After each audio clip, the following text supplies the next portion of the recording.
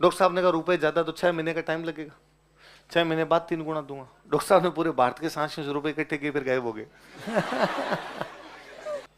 1999 2000 के आसपास की बातें होगी। गुजरात में एक डॉक्टर साहब थे, वो सांसी थे।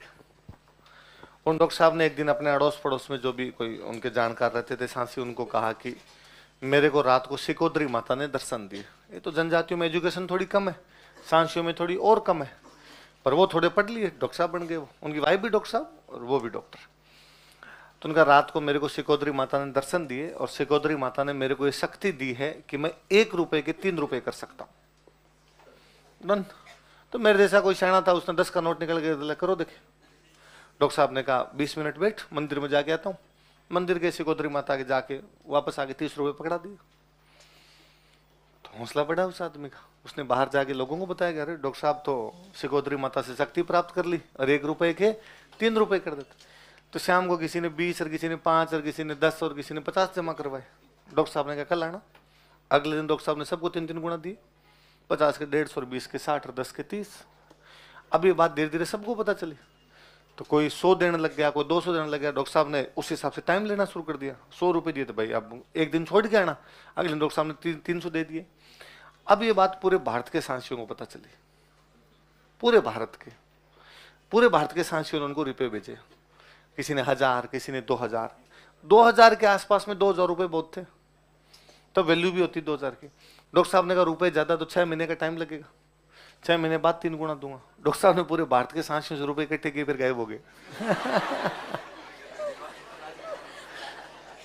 तो मेरे को याद है, तब मैं यूं नया नया अखबार पढ़ना सीखा था, तो अखबार में डेली आता सिकोदरी माता के नाम पर भी लूट, 3 गुना का झांसा देकर डॉक्टर हुआ फरार।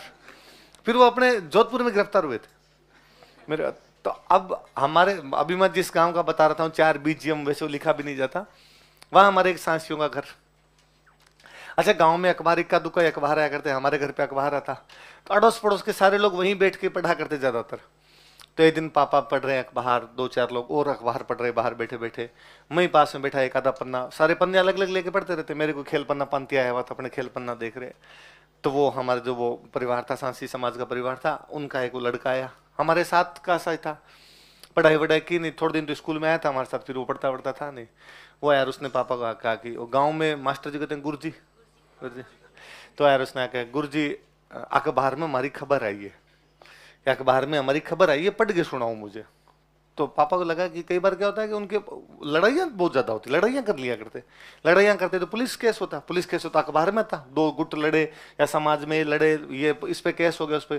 तो पापा ने वापस उसको जा रहा, कौन लड़ लियो रे, कौन लड़ लिया तुम्हारे, किसका मुकदमा? उसने कहा ना गुरुजी लड़ा को नहीं। तो क्यों, हमारे रुपए जमा कराए हुए थे, अखबार में उसकी न्यूज आई है। अच्छा, वो 3-4 दिन से आ रही थी। तो पापा ने कहा वो गुजरात वाले डॉक्टर को? उनका हाँ। कितने भेजे थे? तो उनको 1500 रुपए 2000 रुपए जैसे बताते भेजे। तो तुम कैसे जानते हो उसको? पाकिस्तान बॉर्डर पे एक कोई गांव है जिसमें बेमुश्किल 50 घर है, जो अपने जिला मुख्यालय से 150 किलोमीटर दूर पड़ता है, जहां पर शाम को 5 बजे के बाद कोई बस नहीं आती, जहां पे रोड नहीं है, जहां पे कोई आपके बिजली का साधन नहीं है, कोई टीवी नहीं है, रेडियो भी इक्का दुक्का घरों में, अखबार गांव में एक आता है। तुम्हें पता कैसे चला कि एक आदमी 1 रुपए के 3 रुपए कर रहा है? उनका कि उन्होंने किसी नाम लिया, पास का जो कस्बा पड़ता था वहां कोई एक बड़े थोड़े आदमी थे उसी समाज के, उन्होंने हमें कहा था कि आप मेरे को जमा कराओ, मैं आगे करवाऊंगा। तो पूरी चेन बनी थी, जो मैंने आपसे ले लिया भाई मैं उनसे करवा दूंगा, आप मेरे को दे दो, फिर बीच में 10% मेरा हो जाएगा, बाकी आपका हो जाएगा। डॉक्टर साहब सबके लेके एक साथ हुए। तो मैंने पहली बार सिकोदरी माता का तब नाम पढ़ा था कि 1 रुपए के 3 रुपए।